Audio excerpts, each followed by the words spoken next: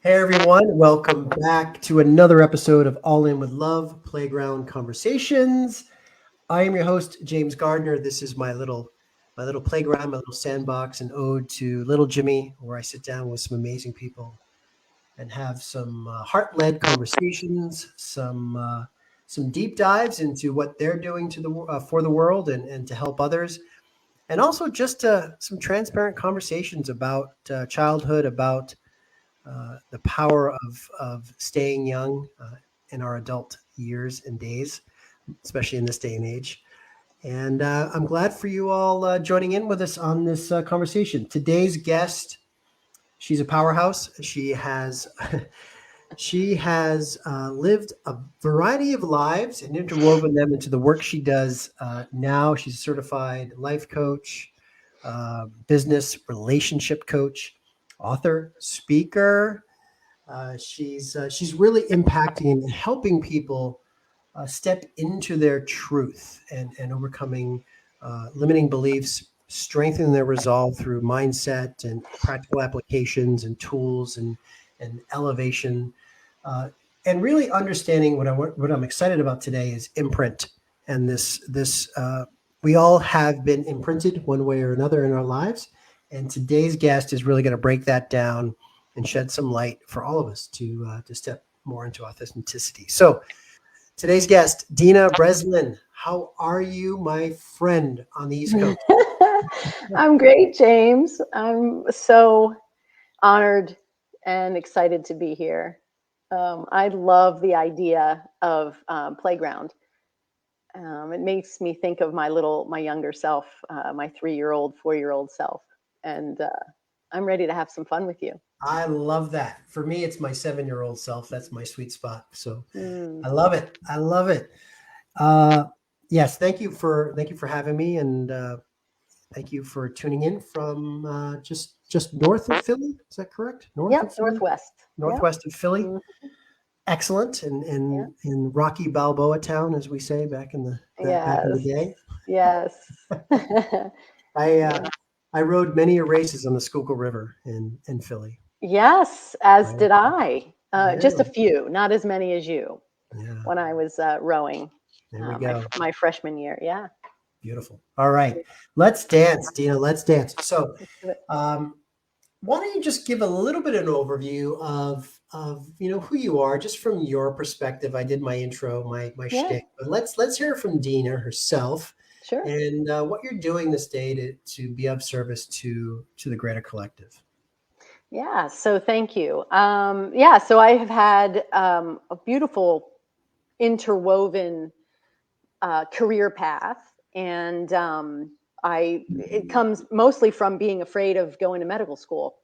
I shied away from going full on to medical school, and I took a turn and ended up in pharmaceutical sales, where I had the most amazing experience right out of college with Hoffman LaRoche, which was one of the foremost companies that was leading the HIV world. And so I was fortunate enough to be in a bioscience realm with a bio degree, and I was able to speak that language, which I loved it. And after about 4.5 years, I realized I was called to do something more, which was actually practice medicine.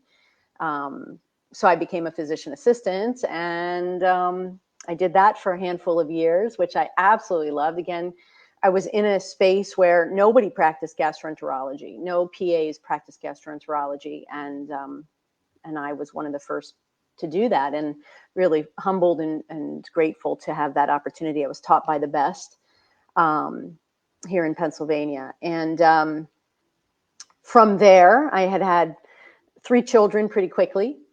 And so I had wanted to stay at home with them, and I was fortunately able to do that. And while I was at home, I got sort of reintroduced to the idea of sales again, and I decided to work from home and have a side hustle. It wasn't called hustle back then, like a side gig.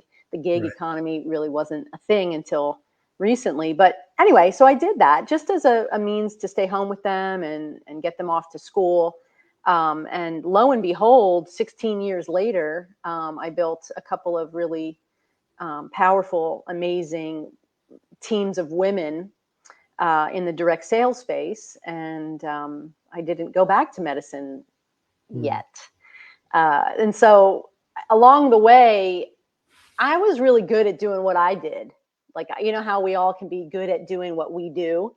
Yes. But the idea of being influential or a leader was sort of escaped me.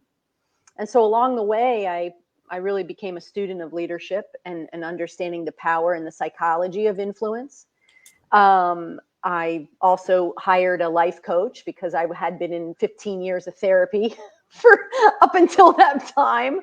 And I thought, what the heck's a life coach? So in 2010, I took that on, and she was amazing and changed my life. And I said, oh my goodness, I want to do that. I want to be certified in that. And I think that I could bring that to my team. And that's what I did in 12 and 14, and certified by a couple of different accredited bodies, accredited schools. And because that's important to me. And then I took that to the team, and the team exploded, and we just had a lot of fun. And as of late, I did have clients, slowly but surely, private clients, slowly but surely. And then as of late, I became more of a speaker and an author and sort of a thought leader on how do we understand the brain, the neural science of mindset and past imprints, and how do we actually rewire the brain? And because we can, and there's science behind that, and I love that. That I'm a science person, I'm a research person. So that's what I do. I have private clients. I do groups. I do masterminds with folks all over the world. And I absolutely love it. And what we primarily focus on is our brain. And then how do we then, once we understand that and we come back to our own truth and our own self, and then how do we become a better influencer of other people's brains? I love this. Because, we're most of the folks I have, most of the clients I have are women, but I do have men, but I have, what I approach it as is you're a whole individual. You are a whole person. So while people may come to me for business per se, or career transition per se, or I had someone come to me for weight loss, it's about the whole individual. That person's a mother, that person's a wife, that person's a daughter, that person's a friend, that person's a career person, a team leader. So we address all of that. Yeah. I love that. And I do the same thing with my clients as well. It's the person underneath the brand is the true brand. And how do we all ourselves understand all the different facets, all the different responsibility, nuances of each other so that each of us can run optimally for whatever it is we want to do in life. For sure. What I'd love to plant a flag on is truth. So I know when we met a few weeks back and we were talking, you've used the word truth. That is a word that I use a lot, and other people use why, the why behind, or the purpose. And for me, it's truth. Stepping into one's truth. That is the story in my book of my journey to understanding, getting back to that core truth of who I am and who I was supposed to be. For you, what is someone's truth in terms of what you do, Dina? To me, it's sort of an amalgam of what they were when they were younger, who they were, what characteristics, personality traits, things that prior to age 5 resonated with the child. And then it's an amalgam of that plus what is your highest self calling. And you could call it highest self, you could call it God, you could call it, higher power, source, whatever. And it's this coming together, this convergence of at the moment that they come to me, we break old story, we break old truth, old beliefs, old patterns. We get back to what the core is. I like to say I'm a mind surgeon, and I jackhammer up the old stuff, sweep it away, and then we sort of replace it. But it's really about who they are right now, what experiences they've had. Can we pull together and weave together all the aha moments that they've had to come to this truth that can serve them today and forward? And it's a real connection to God. To me, it's a real connection to God. Yeah, that ascension, if you will, to self-actualization, Yeah, or however you want to label it, so to speak. sure. It's interesting that for me, I look at that journey just like you said. It's going back to that purity of our younger self before we started to become programmed and lose sight of that pure essence. And then as we journey, though, that self-actualization, if you will, is also really getting back to that pure essence, really, which Yeah, we're coming home. We're coming exactly, home. Yeah. we're coming home. It's a full circle Mm-hmm. journey back to that that essence. And for me, I feel getting back to that is the truth in terms of how I show up in the world, and what I share with my community is that self-actualization is just the full circle journey back to that adult understanding of that purity as it relates to their younger self, and bringing that now hand in hand with them as they walk forward in adulthood. Yeah, and the way that I simplify that is really about awakening to the voice inside the head. So those are some of the exercises that we do.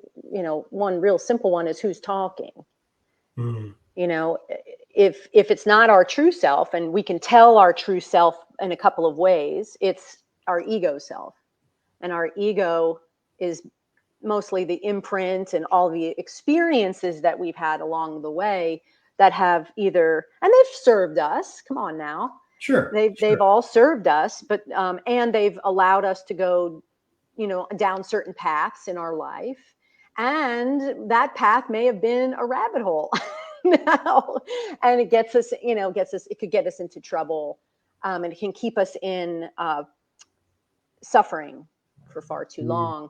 And basically the journey home is the journey back to an enlightened self, a more light-filled, hope-filled, joy-filled, love-filled human.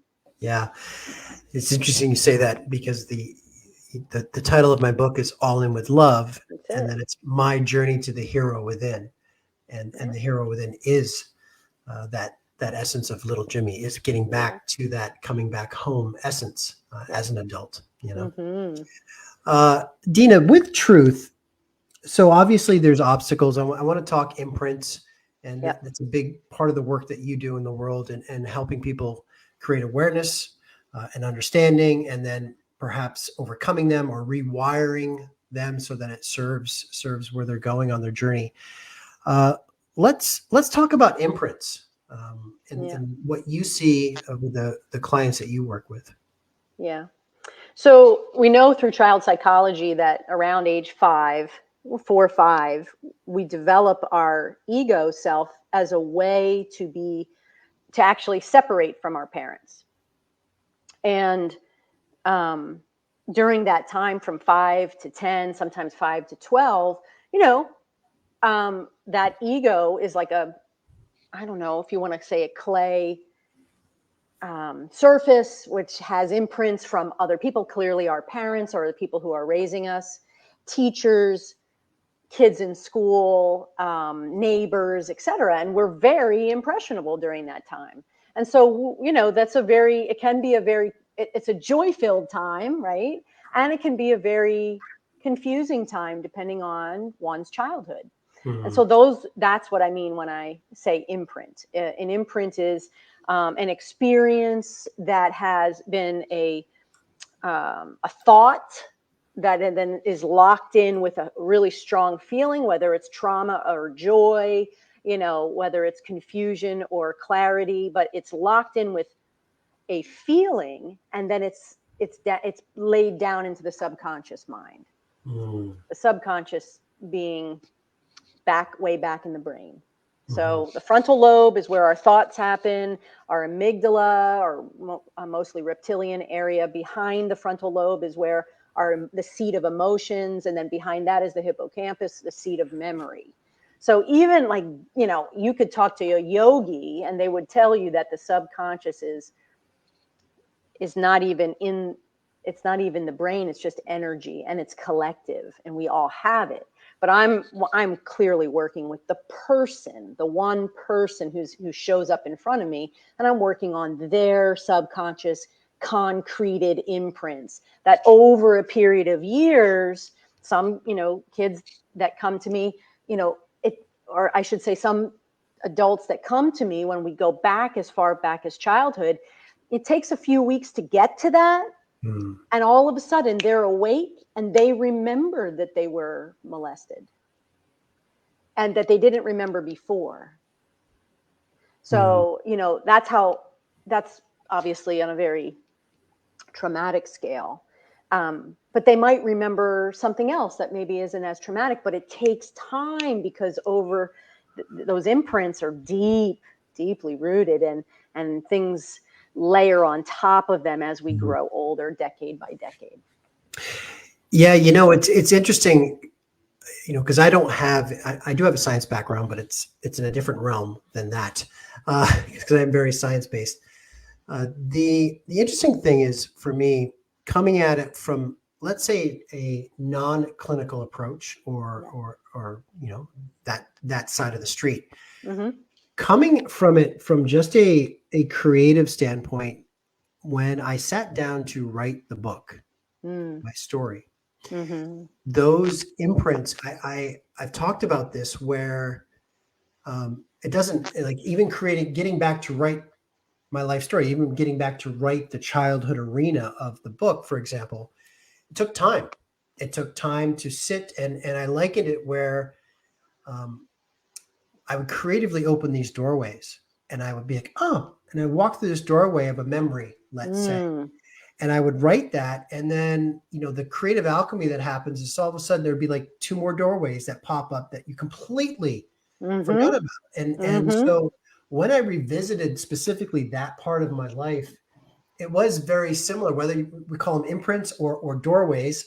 They were little transitions of walking into some stuff that was buried deep in there. And it wasn't, by any means, it wasn't all traumatic things. It was some amazing life experiences and memories and things that also enriched me beyond measure because of that process. And I just wanted to offer out there too that, I know in the work we do, we always talk about writing and journaling, and there's so much value and just revisiting that and writing, because there are things that we can uncover through that process as well. Absolutely. Yeah, I was just away myself for sort of a little mini retreat, and I was doing that work myself. I was going deeper, doing that work, and you cannot. So let's all, your listeners, or just let's describe this to them. In our frontal lobe, where those thoughts are, because I will bring back the science. There's so much thoughts going on, so many thoughts going on. It's really hard to have that aha awareness that you said about going through a doorway, just keeping it in here. You'll have it, and then it's fleeting. But the writing it out actually then maps it for you a little bit better, a lot better, actually. And you can get to the truth so much simpler, quicker, and with ease and joy. You can see things that are real, and you can then parse out, like, okay, no, this is not true, or this may not have happened that way. Now I can see it more clearly. Yeah. Or, you know what, this did happen to me. Now what am I going to do with this? How can I forgive this thing? Because, it's back here. It's way back here, and we may forget it. We may repress it. We may transmute it into a different story until we put it out there, and then we can actually do something with it and heal it. Yeah, Good point. that is very, very powerful. The act of writing, it's almost like it gives birth to the thought or gives birth to it. It's the act of creation, That's it. truly, That's it. And in our lives, like as adults, 30s and 40s and 50s, I mean, we are just consumed with living and doing. We rarely get the time, make the time, take the time, understand why it's important to do it, to actually journal, or to meditate, where the thoughts can be more observed rather than owned. They're just Right. observed. So Yeah. I didn't know what I didn't know when I was 30 and 40. My goodness, if I had the coach, I just posted something like, I am the coach that I needed. But gosh, if I had a coach like this when I was 30, seriously, it'd be a different life. Well, and then that begs the question, I'll speak for myself. I don't know if my 30-year-old egoic self would be welcoming a coach Yeah. or accepting all of that as well. Well, I mean, it depends on the person. I mean, I was legit knocking on therapist doors. I was knocking on people's doors. I knew something was up. And I needed help, So I'm so excited and so passionate about the work you do, because it's very similar to the work I do. And this is how we change the planet. This is how we do it, through the reconstruction of people's true selves and bring them back to love through forgiveness. And they become more healthy on the inside. They vibrate differently energetically in a more healthy way, which means that everybody around them is more healthy, which means that the ripple effect is health and health and love and more joy and joy. And this is just, we're doing our little part. Yeah, because that's like the third part of this sequence. The truth. We talked truth. We talked the power of imprints and so forth. And then, as you said, to quote you, and then how in turn do you make people influencers so they go out and influence others to, operate at a higher frequency or lead with love and all of that. So let's talk about that, because this is what I'm passionate. I mean, I'm passionate about everything, and I'm passionate about, facilitating a change, one person, one One conversation. reader. Yeah. One reader of your book, one conversation. Yeah. Absolutely. Yeah. Yeah, for sure. It's Do beautiful. are people, you mentioned the act of forgiveness, and I talked about ownership in our conversation before. That sense of ownership and acceptance, and like, for someone to go out and facilitate a change, I think there has to be some of that. There has to be either they're stepping more into their authentic selves, their truth. Obviously, when truth lands, trust begins, as I like to say, and this kind of new path that they're treading or walking. And yet, not everyone is a born leader. You said it yourself, right? Mm-hmm. So, Mm-hmm. how does Dina get her clients in a position to go out now and be of service to elevate the people around themselves?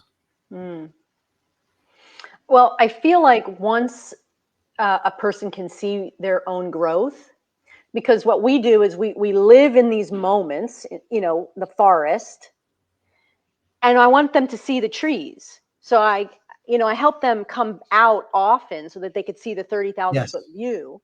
Right. And once they recognize their growth and the wins and their power and purpose on the planet and why they're here, once they can see that, they feel more confident. They feel different. They feel, after a period of a few weeks, they feel different. Their energy is different. And then from there, then we say, okay, trust, and absolutely got to have trust as the foundation, right? So how do we build trust now that we trust ourselves? We are leaders. We're all leaders. We You are. have to be a leader of one before you can be a leader of any. True. So how we lead ourselves is really the key. And really just it's about reframing, actually breaking down, reestablishing the foundation, restructuring the architecture of that person. Not all the way, just tweaks. These are tweaks. We're fortifying the walls, the windows. We're, reframing things, built on their values and their passions and their beliefs and their desires. And then now we can see it in other people because we know how to come out to the 30,000-foot view for ourselves. And we can, like, you're at a work meeting and you're sitting around a table, and there might be some kind of trepidation in the meeting. There might be some kind of animosity in the meeting. There might be some kind of condescension in the meeting. There might be some kind of disconnect in the meeting, right? And you don't think you have a voice. Well, all that work that we've been doing together reinstates your true voice. And you're not angry, you're not cantankerous, you're not sarcastic, you're not sharp, you're just real. And so that can happen in the boardroom, that can happen in your family around the dinner table. It's powerful stuff, and it just starts small. Yeah. It just starts in small ways. But guess what? You're 100% correct. This can change bigger pictures. Like, how do we look at other ethnicities? Were we infused with an imprint of I don't want to say ignorance, racism, what have you? Can we break down those old stories? Yes, we can. Can we be different in our communities? Can we embrace people who don't look like us or think like us? Yes, we can. Mm-hmm. And let's do that. Well, actually, not let's do that. I think one of the gateways to doing that effectively is getting back to that pure sense of ourselves when we were younger, where we didn't judge, where we lived with zero judgment, zero expectations. And I think that is why the work of the inner child is very powerful. Mm-hmm. And I say that from a lens of, I don't want to say there's a misconception, because that's not true, but there's out there, inner child, a lot of people associate inner child with trauma. Mm-hmm. Inner child with, I got to heal the inner child. Mm-hmm. And yes, and there's a place for that, absolutely. And also just getting back to the characteristics of a child is so powerful. It doesn't have to be traumatic work. It doesn't have to be the dark, deep dives into the dark nights of the soul to figure out and come out the other side. But it can also be just getting back to that beautiful essence. What are those characteristics? Like you were just saying, like taking those characteristics and applying it to understanding race, or applying it to having a healthy relationship, or being a business coach. That can serve us so powerfully. Right. And what adulting is hard work. Okay. And yet it doesn't have to be hard. Yeah. It can be filled with experiences that light you up. Just like when we were 5, 6 years old, where we have a sense of awe and wonder, and we're looking for surprise. We're expecting surprise. I love that. So yeah. Tell me about little D on the playground back in the day. What was she like? Well, she's a dancer. Ah. So I grew up in Rosetto. I spent a lot of time in Rosetto, Pennsylvania. And if anyone has ever read Outliers from Malcolm Gladwell, he dedicates the first chapter to Rosetto, Pennsylvania, because they studied the Italians and why they outlived the people in the surrounding areas.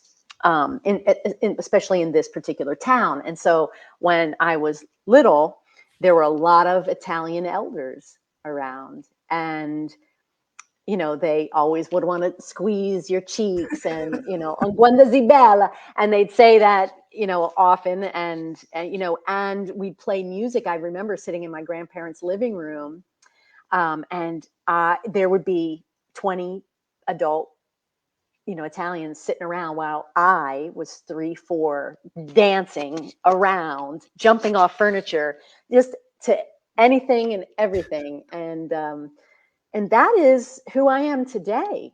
I mean, like, there is no question about it. If anyone who knows me knows that I'm filled with music, filled with helping that vibrational energy of music and song and life and movement. And so incidentally, because that's who I was, it took a long time for me to understand how to be still. So my imprint was, the more I did, the more I saved. In this case, my parents, right? So, or whom, my parents, we'll say, we'll stop it there. But the more I did, the imprint then changed from doing and dancing and lightheartedness to doing became heavy. And it became adultified at age 10. And so anyway, I still kept doing, like there was this movement, like a little puppy and see me, see me, see me. Yeah. And it took a long time for me to be still. And that's an art. And when we can infuse that regularly to our lives, where we're still, as I mentioned, so many times we don't take the time. Yes, we're going to the gym. Yes, we're, going to the gym and we're doing our workouts and this, that, and the other thing, but it's not necessarily still time to get back in touch with our truth. And that is one of the most beautiful things, is like really to recall that childlike, all those childlike. I was so curious. I would follow my father around. I remember he was, my dad's a doctor and my grandfather was a physician. So I would go to the ER and stay with my dad, and sleep over and, observe what he was doing in the ER. He also was a carpenter and a painter, my father. So I was just like a sponge, just soaking it all in. And so curiosity was huge for me.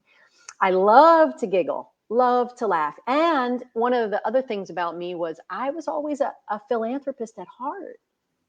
I remember wanting to do, we would get these things in the mail. And I don't know if you remember this, James, where you would get this stuff in the mail to do like a carnival in your backyard, and the money that was raised, you'd send to St. Jude's Hospital. You remember this? No, actually, I don't. I mean, like, they still use the balloon. Yeah. I remember that The that Shriners. brand. Yeah. Yeah. Well, Shriners was another one, but I remember wanting to put carnivals together and having people come and pay money to do this, this, and this, and the money that we would collect, we could donate to those less fortunate. I mean, I remember all that. Like, it was like so crystal clear when I would sit still long enough and think on it. And here you are, embodying Here I am. embodying her now, and how you show up in the world. That's amazing. Dina, I would like to, as we close up here, I just have a couple of questions I'd like to ask you as it relates to my story and specifically the book, as I, went searching for my younger self.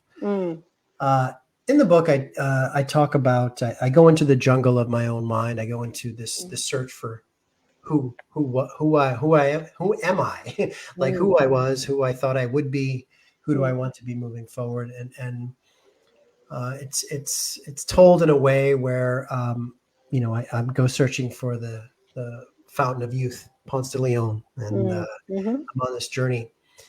And when I arrive at this mythical place and this tree of life to be reborn, if you will, and to begin my trek out of the jungle, there were four main compass points that little Jimmy, that reconnection instilled in me. And how I operate now, how that navigated me out of the jungle, now navigates me as I still walk forward in life with decisions, with affiliations, with what I'm doing, and so forth. And those four components are truth, freedom, artistry, and intimacy. Hmm. And I'd like to ask you, how does how would Dina embrace your Dina meaning you, the adult, embrace intimacy in her life? Hmm. So when you're a machine and you're doing and doing too much so every one of those pillars needs to be taken into consideration in its own space time. And so you can't have too much of creativity at the expense of intimacy. So I was creating for 20 years Mm, of my life and lacking, actually didn't even understand intimacy actually. um and a lot of times intimacy is, and it starts within. It really is the time you take to get to know yourself. mm, But intimacy then is then sharing your vulnerabilities with those around you, mhm. in order to build bridge, to connect. Intimacy can be with self, and it can be with a romantic partner, a child, um, Absolutely. a parent. um, And like I say, when you're too much in, I don't know, headspace and you're not in heart space, it's very difficult to be Yeah. intimate. Yeah. Yeah. I likened it as almost being present, Hmm. to the art of being is really being intimate with the present moment, and That's getting great. getting back to, little Jimmy would just be intimate on the lawn for hours, Hmm. just combing through looking for four-leaf clovers and being present, and so Hmm. that's something that came to me on my journey, and looking for those intimate moments that make up the larger moments, right? The moments between the moments, Yeah, and yeah, I yeah, love that. The being present. And like I say, when you're doing too much, you're not present. Um, it's very hard to be intimate. mhm. That's Yeah, you got beautiful. that right. All right, Yes. my dear. Last question I Wow. have for you Oh, today. bring it. Bring it. One more. This is my standard closing question. Uh-oh. Dun, dun, dun, dun. Put you on the hot spot. All right. Okay. Uh, in the book, I talk about inevitably in all of our lives, there is a doorway that we walk through to adulthood. Mm. Some sooner than later, but it happens, and we all walk through it. If you could go back to that point in time or that time frame, Mm. knowing what you know now, what would your younger self say to you as you went through that doorway on your life travels into real world? I think um, I think, oh, well, that's a good one.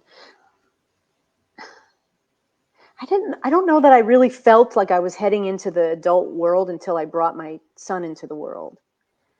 Because I was just out there loving life and playing and doing whatever I chose to do up until I was 30. Um, Hmm. and but when I had this human that I was responsible for, that really made me a true adult, I felt. And if I could go back, as you were saying it, my heart just started to flutter. I think it was, I really just think it was, don't be afraid. It was so much fear. It was so much fear. Hmm. And it just cast an unbelievable shadow on the joy of the first 30 years. Yeah. If I could just remind my younger self that God had my back and higher power had my back, and that all will be well. Hmm. It's beautiful. Um, yeah. Don't Thank be you so for that. afraid. Thank you for that. Yeah. Well, I know little Dina's sitting there next to you now. I'm not sure. Yeah, the question is when we sign off from this conversation, I'm sure the audience is going to wonder if you're going to start dancing on some furniture. We're gonna- That's it. That's what I do when no one's looking. I know, exactly, right? Dina, Yeah. thank you so much for this conversation Thank you, today. James. Where can we direct some people that may be interested in finding out more about you? Very simply, just go to Dina Breslin on Facebook and, friend me, send me a message. It's the simplest way. And I love my Facebook. The way that I've created is if you scroll through it, you really get to know, me. Perfect. You can go to LinkedIn as well if you wish, but Facebook is really the Sure. place to kind of see a little bit more about me and then connect. And you can go to my website and sign up for a discovery call. Perfect. We'll put that in the show notes as well. Thank you. And thank you. Thank you for a nice, beautiful conversation on truth, on dancing, because I love dancing as well. Dancing, a little bit about imprints, and we all have a role, or we all have a responsibility to influence. Yeah. To raise the bar. So, and just a little note to you. Thank you for your, friendship and your gush of love to the planet through your book and all that, the hard work, the deep work that you did for that. I mean, it's resonating to many and it will continue. So thank you. Thank you. Thank you very much. I appreciate that. Mm-hmm. All right. To our community at large, thank you for tuning in once again. Join me on the next time where we have some beautiful discussions and some more journeys to the hero within. My book, All In With Love, My Journey to the Hero Within, is available worldwide now. It's over 50,000 booksellers across the planet. Yeah. And it's a story of a man getting back to his younger self, the trials and tribulations and interesting life experiences and all of that to be of service for the readers of the world. So check it out. Thank you, Dina. Thank you, everybody, for tuning in. We will see you all on the next episode. Bye for now.